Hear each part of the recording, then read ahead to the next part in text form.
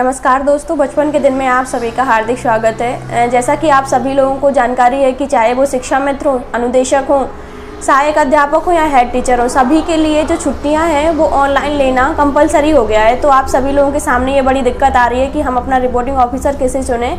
तो इसके लिए आपको इस वीडियो के माध्यम से हम ये बताएंगे कि आप अपना ऑनलाइन छुट्टी लेते समय अपना रिपोर्टिंग ऑफिसर कैसे चुनेंगे। हम आपको मानव संपदा पोर्टल पर करके दिखाने वाले हैं। इसके लिए आपको मानव संपदा पोर्टल की ऑफिशियल वेबसाइट गूगल पर टाइप करनी होगी ehrms.upsdc.gov.in। जैसे ही आप इसको ओपन करेंगे मानव संपदा पोर्टल खुल गया और ये आप राइट कॉर्नर पर देख रहे हैं ehrms लॉगिन। इस पर क्लिक करने के बाद ही आपको रिपोर्टिंग ऑफिसर चुनने का ऑप्शन मिलेगा। इसलिए सबसे पहले हम लॉगिन करते हैं। लॉगिन पर क्लिक करने के बाद आपके सामने 4 ऑप्शन खुलकर आएंगे, यूजर, डिपार्टमेंट, आईडी, पासवर्ड और कैप्चा टेक्स्ट। इसमें आपको बेसिक एजुकेशन अपना डिपार्टमेंट चूज करना है। इसके बाद आप अपनी पर्सनल यूजर आईडी जो आपको विभाग द्वारा EHRMS आईडी प्रोवाइड करी गई है उसको फिल करना है। यहाँ पर आपके द्वारा बनाया हुआ पासवर्ड और यहाँ पर कैप्चा टेक्स्ट एंटर करना है। मैं थोड़ा सा प्राइवेसी की वजह से डालकर आपको डाल ले रही हूँ, इसके बाद ही आपको दिखाती हूँ। मैंने अपना आईडी, पासवर्ड और कैप्चा टेक्स्ट एंटर कर लिया है।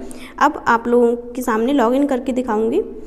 जैसे ही लॉगिन करेंगे आपका पेज खुल गया। इसमें आप ये ऑप्शन देख रहे हैं जिसमें हम लीव मॉड्यूल, पेरोल मॉड्यूल, इन दोनों ऑप्शंस पर चर्चा हम पहले कर चुके हैं। अगर आप लोगों ने नहीं देखा है तो लिंक डिस्क्रिप्शन में दी हुई है, आप उन्हें देख सकते हैं। आज हम बात करेंगे ऑप्शन जनरल की। जनरल पर आप जैसे ही क्लिक करेंगे आपके सामने ये 4 ऑप्शन खुलकर आए। पहला है अपडेट पासवर्ड। ऐसा होता है कभी कभी आपको लगता है कि आपका पासवर्ड और भी लोगों को पता है तो और आप अपना पासवर्ड चेंज करना चाहते हैं, अपना पासवर्ड अपडेट कर सकते हैं। देखिए मैं आपको दिखाती हूँ ओपन करके। देखिए जैसे ही ये ओपन किया इसके बाद यहाँ पर अपडेट पासवर्ड में आपको अपना करंट पासवर्ड डालना है जो आपका अभी पासवर्ड है। इसके बाद जो आप चेंज करना चाहते हैं यानी जो नया बनाना चाहते हैं वो एंटर करिए और फिर से यहीं पे कंफर्म पासवर्ड। कैप्चा जैसे ही एंटर करेंगे आप यहाँ पर सेव कर दीजिए और आपका पासवर्ड जो है अपडेट हो जाएगा। बैक चलते हैं। सेकेंड ऑप्शन की बात करेंगे अपडेट कॉन्टैक्ट डिटेल, जिसमें आपको जैसे आप क्लिक करेंगे तो यहाँ पर आपकी कॉन्टैक्ट डिटेल ओपन होकर आ जाएगी। इसमें क्या है कि आप अपनी जो कॉन्टैक्ट डिटेल है इसके थ्रू अगर आप चेक कर लीजिए, अगर आपका इसमें मोबाइल नंबर, ईमेल आईडी, अगर कुछ भी इन्फॉर्मेशन गलत दी हुई है तो आप इसको अपडेट करके सही कर लीजिए, क्योंकि ये इन्फॉर्मेशन आपके विभाग के पास सेव रहती है और ये बिल्कुल सही होनी चाहिए ताकि अगर विभाग से कोई भी व्यक्ति आपसे संपर्क करना चाहता है तो तुरंत आपका कॉन्टैक्ट हो जाए। चलिए थर्ड पॉइंट पर चलते हैं, अपडेट रिपोर्टिंग ऑफिसर।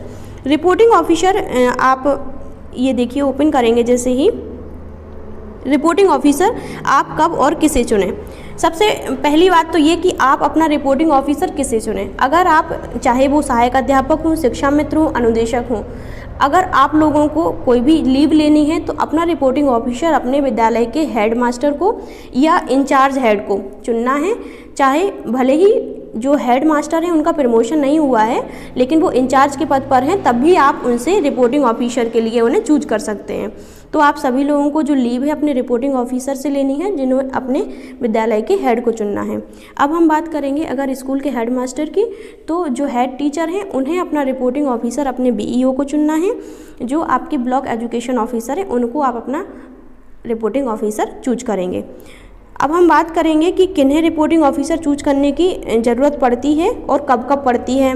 सबसे पहले तो आप इसको देख लीजिए, ऑनलाइन सर्विस रिपोर्टिंग ऑफिसर, ये ऑप्शन आपको शो हो रहे हैं यहाँ पर। इसलिए मैं यहाँ पर एडिट कर रही हूँ क्योंकि इस ऑप्शन से आप अपने रिपोर्टिंग ऑफिसर को चेंज भी कर सकते हैं और न्यू भी बना सकते हैं। जैसे ही आप इस ऑप्शन पर क्लिक करेंगे आपके सामने एक पेज खुलकर आ जाएगा। देखिए जब आप पहली बार रिपोर्टिंग ऑफिसर ऐड कर रहे हैं तो आपके सामने डायरेक्ट ये ऑप्शन खुलकर आएगा। एक्चुअली मेरा ऑलरेडी सेव था इसलिए मेरे सामने ये रिपोर्टिंग ऑफिसर एडिट करने का ऑप्शन आया।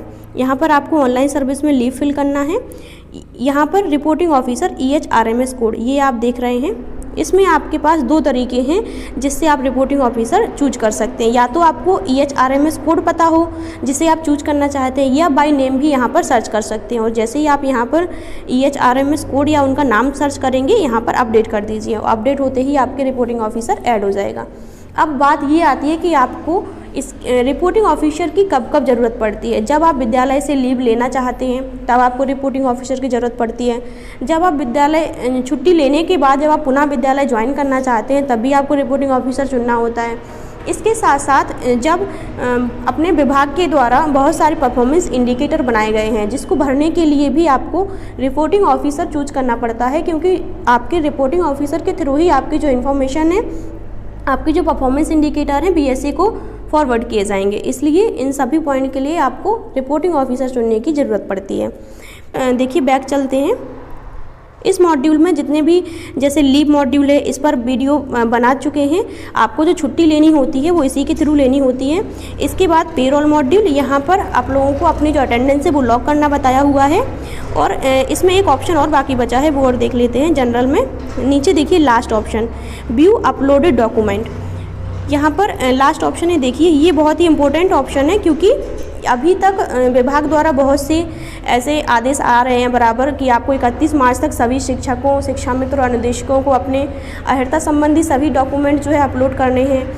तो आप सभी लोग अगर बाकी बचे हुए हैं, अगर आप लोगों ने अपलोड नहीं किए हैं तो जल्दी से जल्द इस ऑप्शन पर जाकर अपना सारे डॉक्यूमेंट्स अपने अपलोड कर दीजिए, ताकि आप लोग ऐसा हो रहा है कि कई कंपनियां जिन भी अध्यापकों ने ये डॉक्यूमेंट अपलोड नहीं किए हैं उन्हें फर्जी अध्यापकों की श्रेणी में गिनने की कोशिश कर रहे हैं। इसलिए आप सभी लोग उस श्रेणी में ना पहुँचें और अपने डॉक्यूमेंट्स अपलोड कर दें।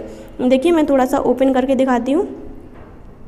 आपने इसको ओपन किया तो आपके पास देखिए ये ऑप्शन है एजुकेशनल डॉक्यूमेंट, आप कौन से डॉक्यूमेंट अपलोड करना चाह रहे हैं, या अदर डॉक्यूमेंट। अदर में आएगा आपका आधार कार्ड, पैन कार्ड, इस तरह के डॉक्यूमेंट आपके इसमें आएंगे।